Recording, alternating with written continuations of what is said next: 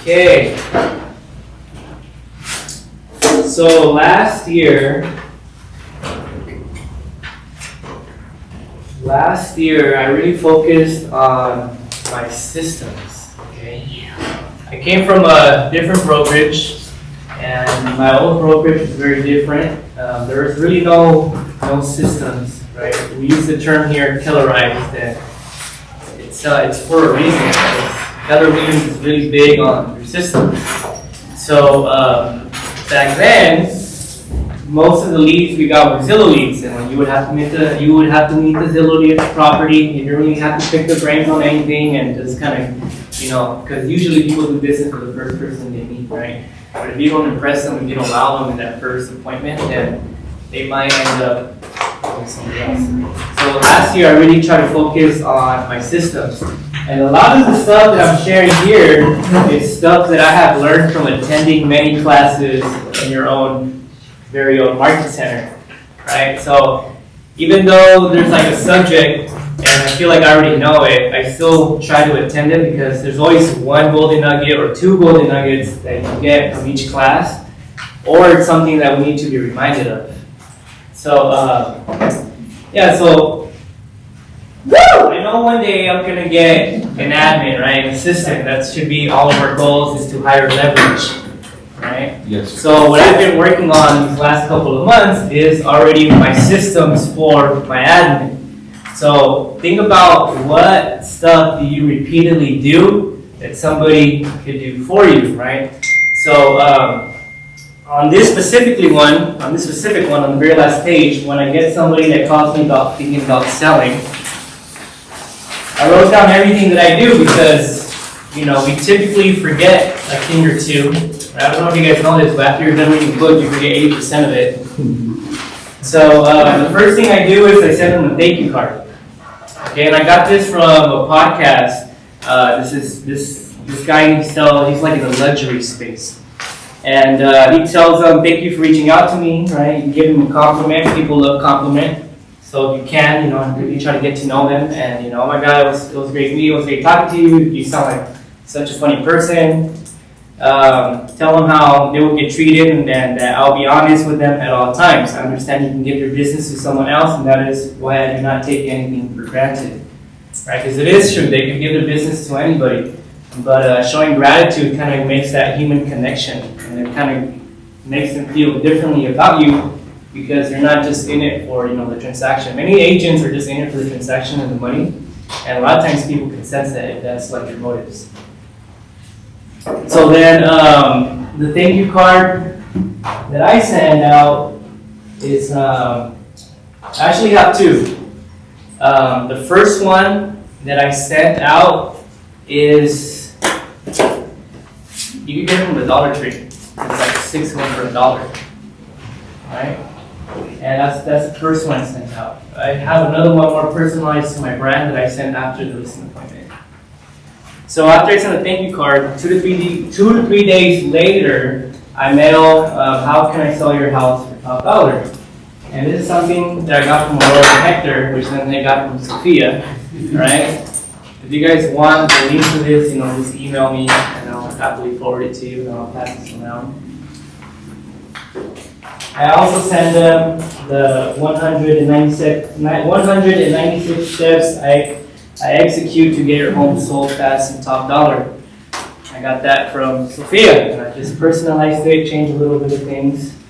And I'll go ahead and start passing these things around so you guys can look at them. I then order a prelim from the title company, right, to see who the owner is, any types of maybe judgments and stuff the owner doesn't know about. Then I order a net sheet from escrow. I want to see how much their net is going to be. That way, if they plan on moving, doesn't make sense. A lot of times, people want to upgrade from their old city to a higher city. So then, typically, if you're going to sell your house to move to a higher end city, your monthly payment might be a little bit more higher than what you're currently living in, because what your house is worth a lot more in another city, right? So I want to kind of get an idea of what type of money They're going to be netting, and if that means even possible. Do any of you guys use BombBomb for email marketing? So I use BombBomb. I do my weekly newsletter there, and I do a lot of videos.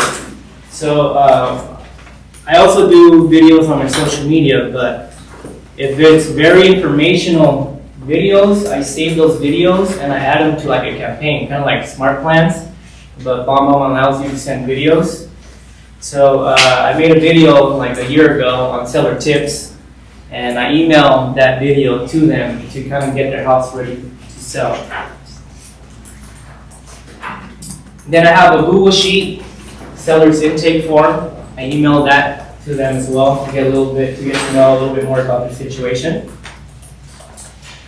And then I also get the average sales price of city they're in compared to the city they want to move to see if it makes sense. All right. Even if it doesn't make sense, I'm still going to try to meet with them because at the end of the day, relationships over transactions. They could always send a referral. They're going to appreciate you being honest. There's one time, this one person wanted to sell their condo and buy cash, but they couldn't do that. And I was honest with them, like, you know what, like, it doesn't really make sense for you to do that. Anyway, 6 months later, like, hey, we just came back from Texas, we saw a house, want to submit an offer, we want you to sell our condo ASAP. Like, it just like hit me out of the blue. Yeah. So that's why you always want to, even though it doesn't benefit them right now, you still want to sit with them. And then also too, I want them to know how Keller Williams is compared to other brokerages and why Keller Williams, right? Because we represent an organization. And there's a link that you guys can go to, and it explains a little bit about Keller Williams. So I email them that link as well.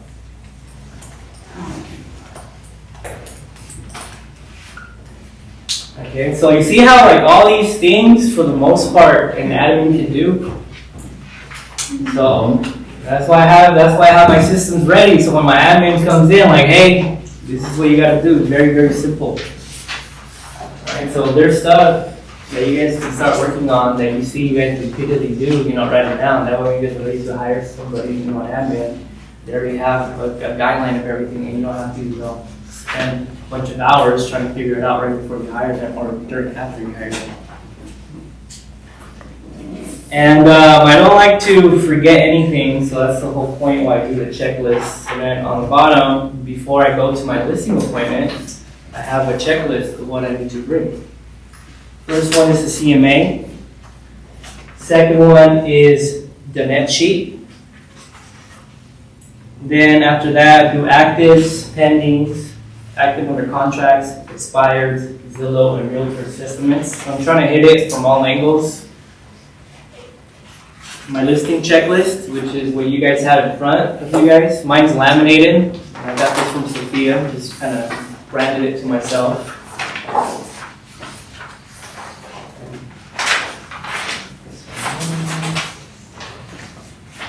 I bring a copy of my resume.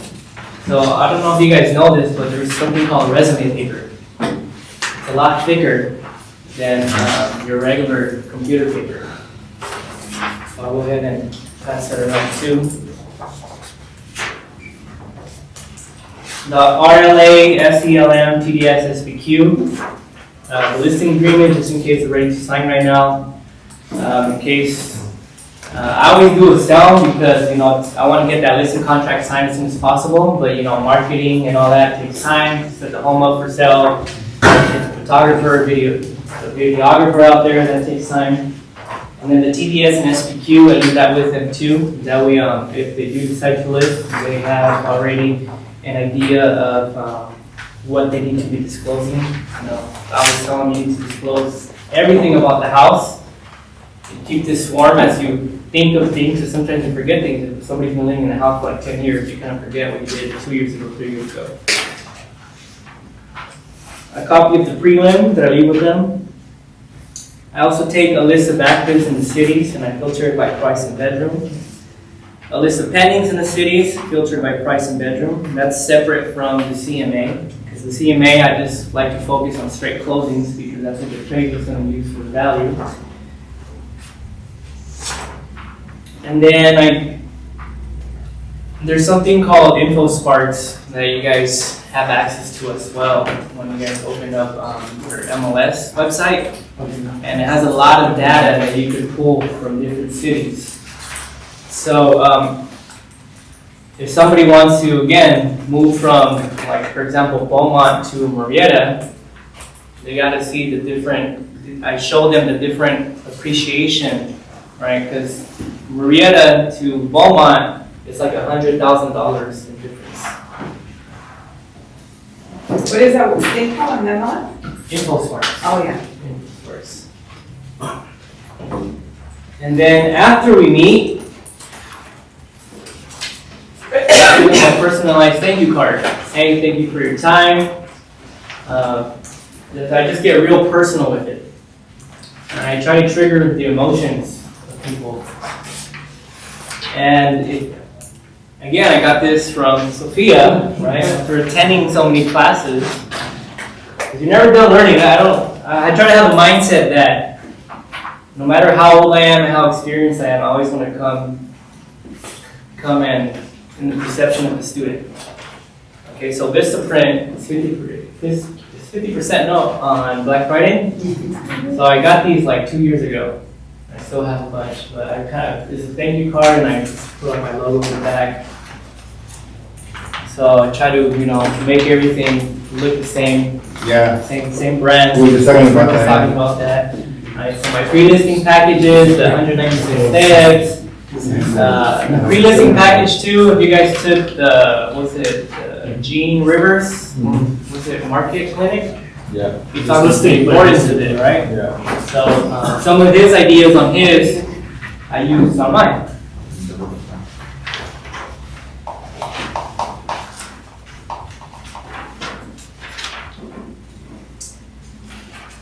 Okay, and then the listing meeting script of my checklist.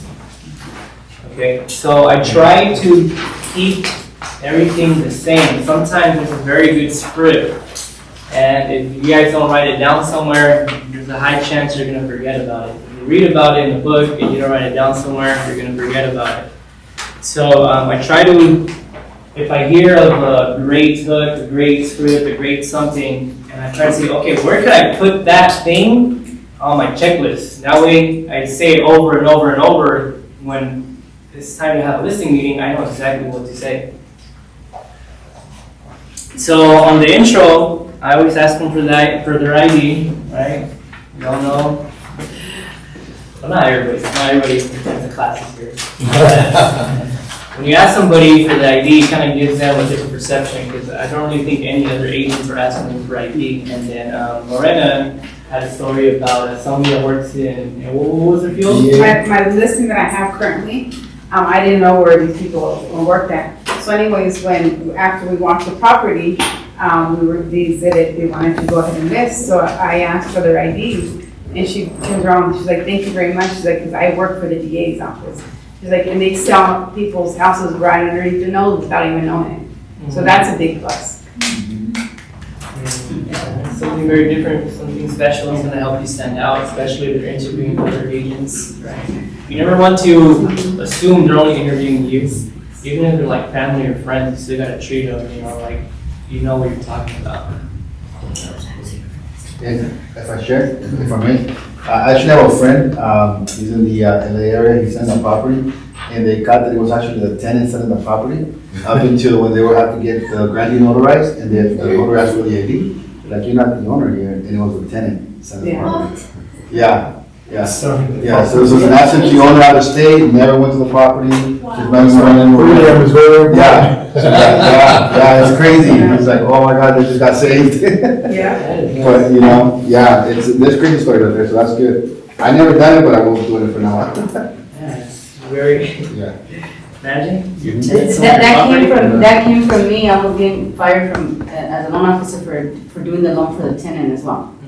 So that's why I implemented my business 20 years ago, and then told you guys about it. So it works. Yeah. It does work. Yeah, right. So that's why I attend as much meetings as I can, because there's always like a golden nugget. It's a golden nugget, man. That's the difference. I asked him, why are you selling? I actually asked him on like the first phone call, But I re-asked them because I want them to explain the motivation again. Maybe there's more trust now, and they might say something they didn't tell me in the first phone call. A lot of times, you can tell when somebody's not giving you all the information. Okay, I tell them I'm going to write down your top concerns. I feel like it's very important. And then I also say, I was wondering if you could tell me exactly why you have chosen me as a candidate to help guide you in this chapter in your life. It gives them reassurance that they picked me for a reason, gives them more confidence and more confidence in why I am there. Because at the end of the day, I want them to choose me. And that's just kind of re-putting that thought, that image, that belief that they hired me or they picked me for a reason. How unhappy are you in your current home, and what's got you thinking of selling? Right, so these are things I also asked in the beginning, but I like to repeat them because their motivations is what's most important. And there's going to be so many objections you're going to be dealing with. So many types of buyers. They might not like something from the buyers. Okay, let's say you list the home, you get an offer. They might not like a certain thing what the buyer's offering, but it's the only offer maybe that you have on the table, and you can probably make it work. Right? It all comes down to going back to the motivation. Because sometimes clients believe that we're in this business, so with experience and knowledge, we kind of know what's best for them, but they don't know what's best for them sometimes. You know what I mean? Like, for example, like a buyer, I think Norma was talking about a buyer had a 20%, had that program in escrow, 20% down payment assistance, decided to cancel. Right? We wanted that program to come back. Now it's if you're getting a house. Okay, if you want to buy a house the normal way, now your monthly payment's going to be $400 more. Right? I had somebody that wanted to buy, and they decided to not, and now she's priced out of the market and cannot afford a home. That was before COVID. And now she can't buy unless she gets a career, because she doesn't make enough. So that's what I mean. Like sometimes they don't really know what's best for them.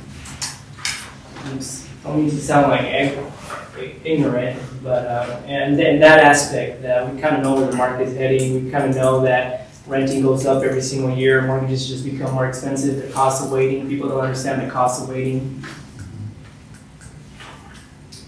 Okay, so on the first one, first number on the checklist is the value proposition. I always tell them I like to walk the talk, right? Actions speak louder than words. My reputation is so important to me. After we finish, I would like to think who else might benefit from having a conversation with me.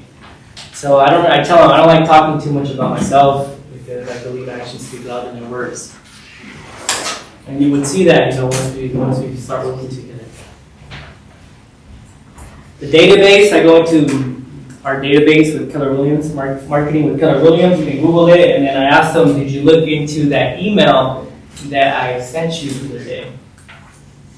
And they said yes, that's awesome. If they say no, well, I need you, that's very important. I need you to take a look at that when you get the chance. And I go on to the next one. The service guarantee, my goal is to deliver a 5-star service, and I do this by going above and beyond, looking out for you at all times. I dedicate myself on the market research, especially in the area where my listings are and where my clients' cities and neighborhoods. What's the typo? I spend time and money investing in different classes and books like negotiating, and I put a comma there because I wanted to add more, but I didn't know what. But every single listing appointment, I don't have this 100% memorized, but I like to read this before the listing appointment to kind of refresh my memory on what am I supposed to talk when I get to that number. For referrals, because my mindset is set to doing as good job as much as possible, there's times where time gets in the way. When you run a business and do a good job, you will get many referrals, wouldn't you agree? That is why I have a part-time assistant. That's when I did have a part-time assistant. That helps me with leverage in order for me to be able to deliver quality service. However, when things are urgent, I am committed to waking up earlier or going to sleep late to assure what needs to get done gets done that day. And that's true. Sometimes when I have a lot of work and I need something very urgent, I don't mind staying up to 10 p.m. I don't mind waking up earlier, and I want them to know that. You can call me late at night past my working hours, like taking phone calls at 8 p.m., 9 p.m. I don't care. Maybe later I will, but right now, I don't care. Call me.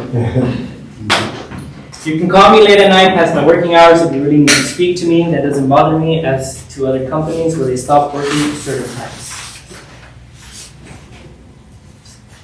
Contracts and disclosures. Please review and sign things and hand it to you as soon as possible, and call me anytime you have any questions about anything.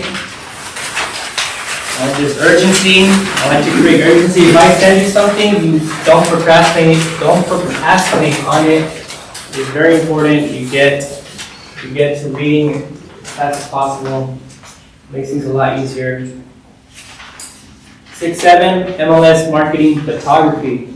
I am not cheap or cut corners when it comes to marketing. This is very important. Getting a home sold for top dollar, and that is what you want, right? And as an expert, I assure you to market your home the best way possible. You want to also start paying attention to how many agents do a disservice and not pay for nice pictures because they don't want to spend their own money. Right? Because agents don't get paid till the transaction closes. If they're not paying for photography, videos, anything like that, any type of marketing, is because they do not want to spend money on your investment. Showing time, I can add your contact to showing time so you have ultimate control to showing your home. Lockbox benefits. One of the reason a home doesn't sell is because of accessibility. Please understand my schedule gets full at times with meetings, appointments, classes, and phone calls, and getting the client into the house in the preferred times is best, and a lot of times it doesn't match our schedule. I need you to do your part and have the house presentable at all times. The Supra allows only registered agents access. I am not cheap and don't use a regular combo lock for agents. This is a security issue. I use a Supra, which is a monthly subscription that only allows licensed agents in and registers the time of who opened the Supra. I never had anyone have anything stolen, and if you're concerned about high-value personal belongings, please hide them at all times and don't have them visible. Like I said, only licensed agents can open the Supra after your approval, and it will register the time and who opened it. Right? Because some agents use a combo lock. That combo lock can be given to anybody. I think it's a security issue. Supra is the safest thing. So for sale signs, some people don't want them, but at the end of the day, it does help create exposure, and that's what you want, right? There's always someone that calls about a for sale sign. I think that's very true. Every time I have a listing and it's for sale sign, I always have somebody call me about it.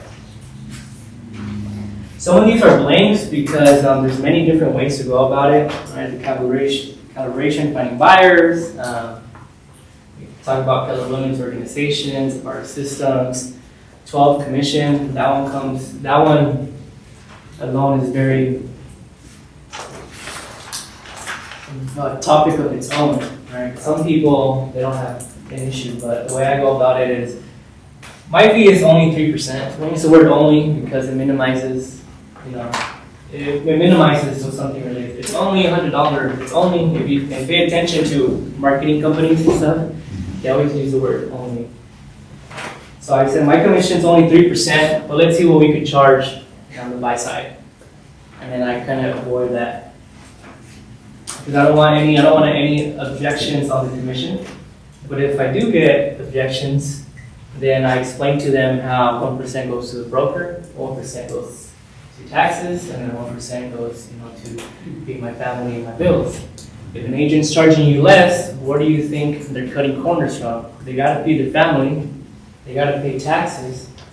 Only thing left as they're gonna be saving money is your marketing.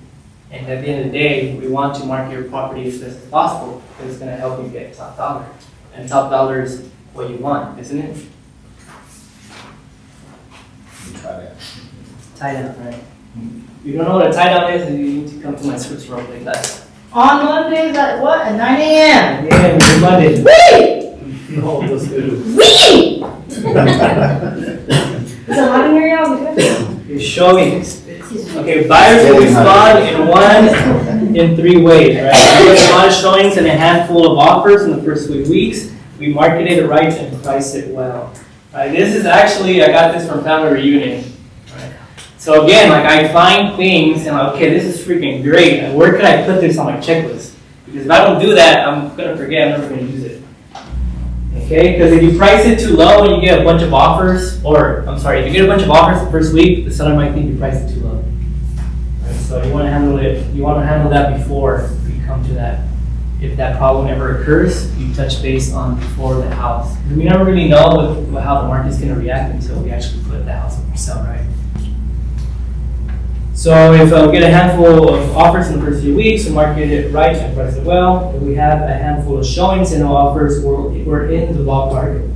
Good thing is people are seeing the value here and we might just need a slight price reduction. Usually it will be somewhere between 3 to 5%. If after 2 weeks we had little showings and no offers, we started too high. If it's a condition, the condition can be improved with an improved price. Home appearance, that was kind of self-explanatory. The house has to be presentable at all times. Sophia just emailed us a little checklist for the kids. Right, I forgot about that. Yeah. Right, it's part of the listing presentation. Like where if they have kids, they're signing a contract that I will keep my room clean at all times. That was genius. Right. So then, later when I have time, I'm gonna actually, grab that, customize it, and then put it right here on 14, explain to the kid, and then, oh, you have a little contract for your kid. Because I just started improving on these systems. Small carbon monoxide water heater strap, you gotta make sure, they have them strapped, that way there's no problems or appraisal. If there's no smoke detectors in every room, or the water heater's not strapped, well, now the buyer has to pay for the appraisal to go out to ensure that this stuff got taken care of. It's always a time, it might hold up the test for like 2 weeks, just because you didn't ask on the listing presentation, if they had them or not. Home inspection, I try to give a buyer's perspective, right? And I also tell them you're not obligated to fix anything. However, buying a home is not cheap. Most first-time home buyers maybe 80% of their money. And we always try to create a win-win situation, right? So that's my mentality too. I don't want to be that person that just takes. I also try to give a buyer side of things to help them understand.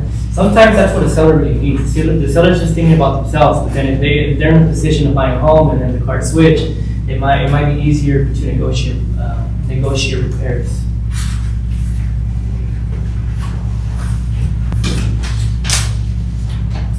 Appraisal, this is when I start showing the comps. Then after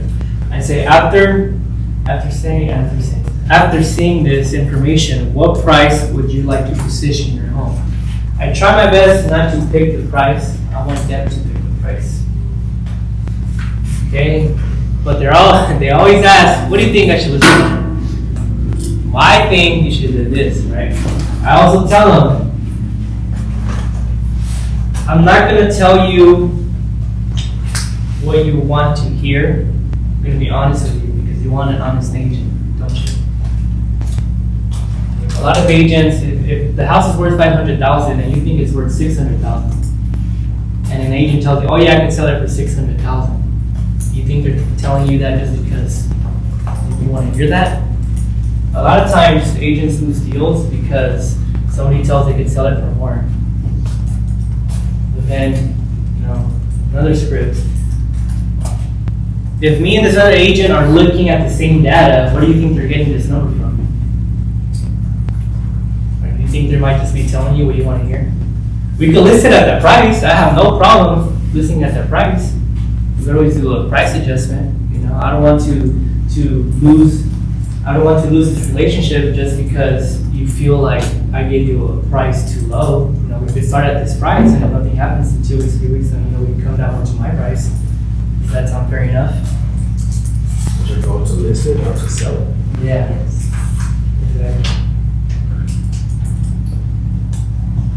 The buyer's contingency, go over the deposit, how they could keep the deposit if buyer fails to perform, how can the buyer get the deposit back if they cancel. The buyer loan approval. Termite inspection, you can either do one now, which is not a bad idea, or wait to negotiate something after we get offers. I recommend you do one now, that way you know what you're getting yourself into. And most of the time, when buyer's gonna tell her to do termite report and section 1 clearance. If you agree, well, then you don't know how much you're gonna be spending just for the termite. If you have it now, at least you have it for leverage to be able to negotiate something a little better once we do get an offer. And then the process, 2022, 23, 24, 25, I feel like I got those all like nailed in my head. That's why I don't really touch. That's why I didn't really put anything down. But yeah, that's pretty much it. You have any questions?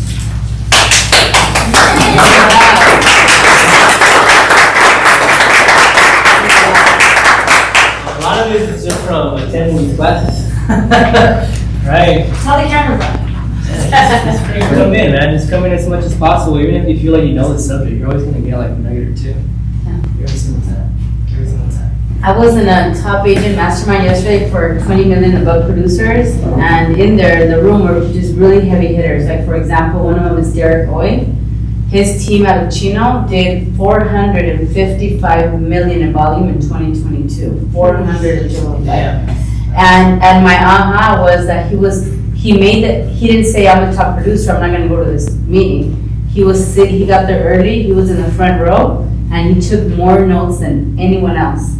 And the minute he did a note, he put on his notes, he put something that he wanted to implement that he learned, and he put a due date on it, and then at the end of the meeting, he sent it to his assistant to put on his calendar to implement. So you're always learning, and you always have time. The average top agent with Gary Keller spends 53 days a year in a classroom. So those of you that say, I'm too busy to be in learning, you're actually mistaken. The more you sit in a classroom, the more successful you will become. So that was a big aha. And there's really cool, like for example, now that I saw your presentation, I'm very proud of you. You implement a lot of what you learn. And I learned a lot from you today. I learned that you actually 10x my process on my checklist. You added the living trust to it. So you 10x'd it, so that now I'm gonna add that to mine. And that's really, really, really good. And then there's a couple of other things that I'll share with you. That like the pass the baton, you need that. Like for when you have an assistant, there's one form that I fill out that tells my assistant, do they want a for sale sign or not? Do they want pictures or not? Are we ordering a termite or not? It's a one-page thing. And then when you get it, you give it to someone else. Another thing, Miguel, for you, I have a number to a bilingual virtual assistant.